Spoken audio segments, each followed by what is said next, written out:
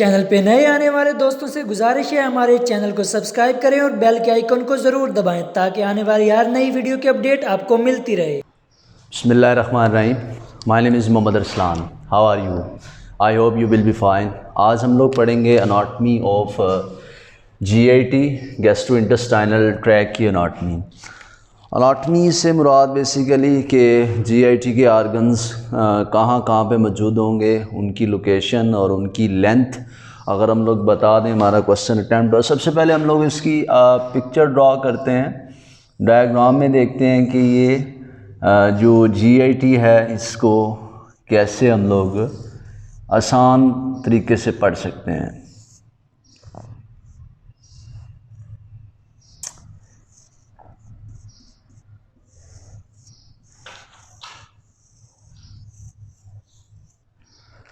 ये स्टूडेंट्स इसमें जो GIT है ये आप लोगों की स्टार्ट होगी, रन करेगी माउथ से, और माउथ से लेके इसका जो एंड होगा ये रेक्टम के ऊपर होगा।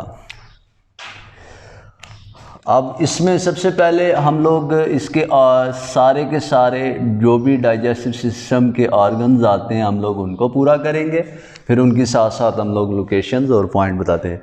तो GIT जी स्टार्ट होती है ओरल कैविटी से। ओरल कैविटी के बाद यहाँ पे आ जाएगा आप लोगों का फेरेंक्स। फेरेंक्स के बाद ईसोफेगस।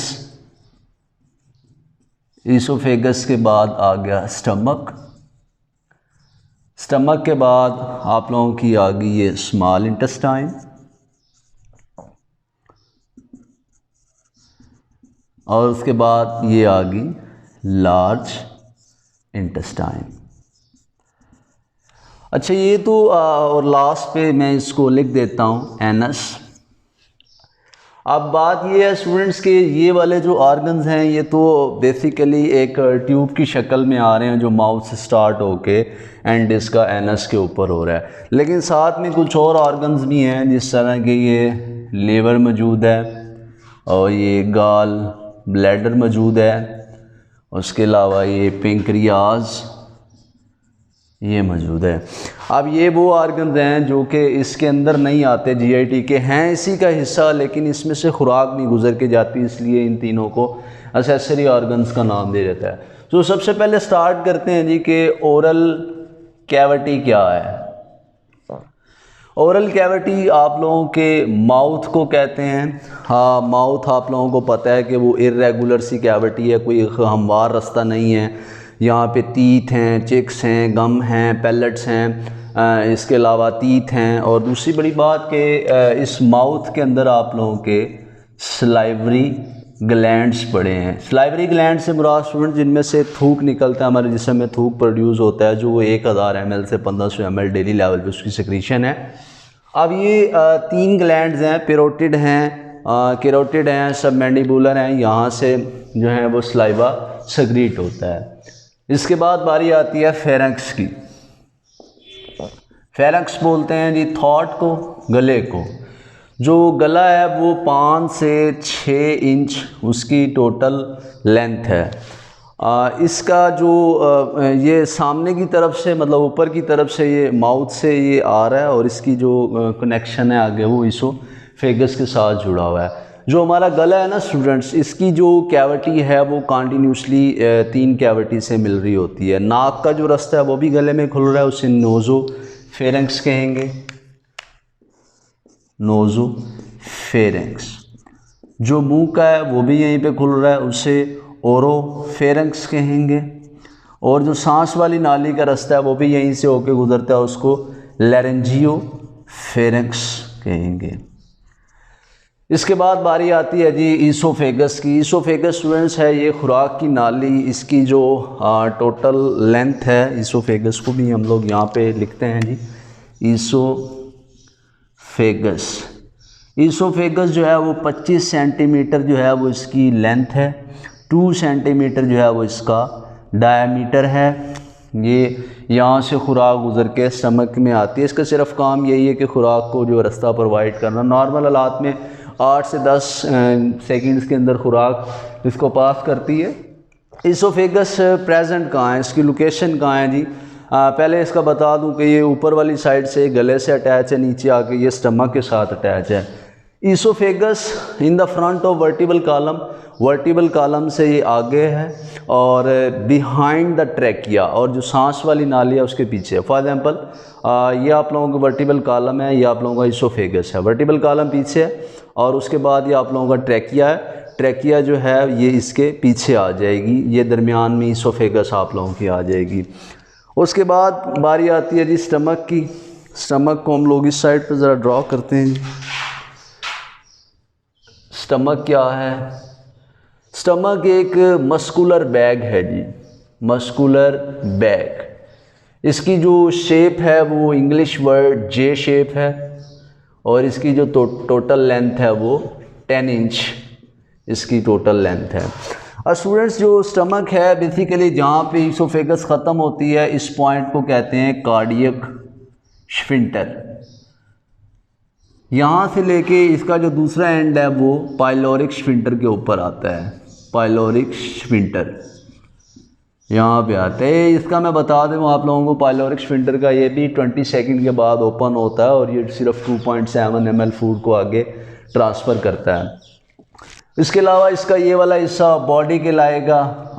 बस इसकी इतनी आप लोगों की एनाटॉमी के अंदर आप लोगों को ये काफ़ी है, आप लोग इतना बता सकते हैं। उसके बाद बारी आती है जी स्मॉल इंटेस्टाइन।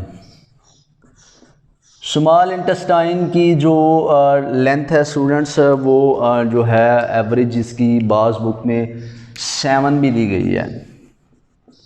एवरेज जो है वो 7 मीटर दी गई है।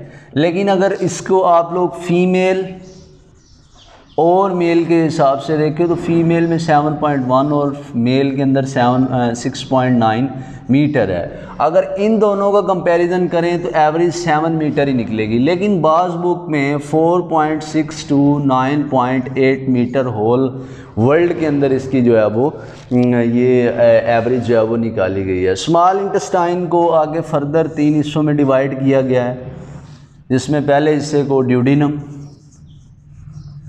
दूसरे को जुजिनम और तीसरे को इलियम कहते हैं। ये स्मॉल इंटेस्टाइन के 3 पार्ट हैं। जो पहला हिस्सा है ड्यूडिनम है, दूसरा हिस्सा जुजिनम, इलियम जो है वो आखिरी हिस्सा है। इसके बाद इलोसिकल वाल्व आता है। फॉर एग्जांपल अगर मैं यहाँ बात करूँ तो ये वाला पॉइंट जो है इलियम का एंड हो रहा है और यहाँ पे इलोसिकल वाल्व है जहाँ से आप लोगों की लार्ज इंटेस्टाइन स्टार्ट होती है। अब इनकी लेंथ डिफरेंट है। जो ड्यूडिनम है उसकी लेंथ 2.5 to 3.8 मीटर है। जुजिनम जो है इसकी लेंथ है 2.5 मीटर और जो इलियम है इसकी लेंथ है 2 to 4 मीटर। ये इसकी इस तरह से लेंथ है। स्मॉल इंटेस्टाइन तक अभी तक हम लोग पढ़ चुके हैं।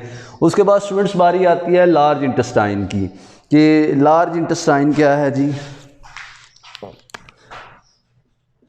लार्ज इंटेस्टाइन जो है वो उसका नाम लार्ज इसलिए रखा गया है क्योंकि उसका जो डायमीटर है वो स्मॉल इंटेस्टाइन से बड़ा है, लेकिन उसकी जो लेंथ है वो स्मॉल इंटेस्टाइन से थोड़ी है। ये सिर्फ 1.5 मीटर जो है वो इसकी लेंथ है और इसका डायमीटर जो है वो स्मॉल इंटेस्टाइन से बड़ा है। लार्ज इंटेस्टाइन को भी आगे 4 हिस्सों में डिवाइड किया गया है। पहले को आप लोग कहते हैं सीकम, दूसरे को आप लोग कहते हैं कोलोन। कोलोन को आगे फिर फर्दर जो है 4 हिस्सों में डिवाइड किया गया है, असेंडिंग, डिसेंडिंग, ट्रांसवर्सिव। इसके अंदर ये इसकी 3 बनेगी। जैसे ये बना हुआ है, ये अब आप लोगों का आ रहा है ऊपर की तरफ जा रहा है तो हम इसको असेंडिंग कोलोन बोलेंगे। जो सेट इस तरफ जा रहा है इसको ट्रांसवर्सिव बोलेंगे और जो नीचे की तरफ आ रहा है इसको हम लोग डिसेंडिंग बोलेंगे, डिसेंडिंग कोलोन। कोलान के बाद लास्ट पे वही रेक्टम और उसके बाद लास्ट पे एनस इसका पॉइंट आ जाता है। ये तो वो ये एनाटॉमी जो आप लोगों को बताई गई है ये माउथ से स्टार्ट करके एनस तक लेके आए, लेकिन हम लोग इसमें लीवर को नहीं लेके आए, गाल ब्लैडर को नहीं लेके आए और पेंक्रियास को नहीं लेके आए। वो इसलिए नहीं लेके आए, ये एसेसरी ऑर्गन हैं, इनका ये बराह रास्त इनमें से खुराक नहीं गुजर के जाती। लेकिन अगर उसके यहाँ से देखा जाए माउथ से होती pharynx, oesophagus, stomach, small intestine, large intestine and then elimination route तक, एनस तक पहुँच जाती है। अब लीवर का भी हम लोग बता दें कि लीवर बेसिकली एक प्रोडक्ट बनाता है जिसको कहते हैं बाइल। वो बाइल इस गॉल ब्लैडर के अंदर स्टोर हो जाता है, फिर इस नाली के ज़रिए ये ड्यूडेनम के अंदर गिरता है। इस तरह पेंक्रियाज में से भी पेंक्रियाटिक जूस निकलते हैं जो खुराक की डाइजेशन करने में हाल होते हैं, यह भी इसी नाली के ज़रिए स्मॉल इंटेस्टाइन के इस पार्ट में, ड्यूडेनम जो पहला पार्ट है, यहाँ पे आके गिरते हैं।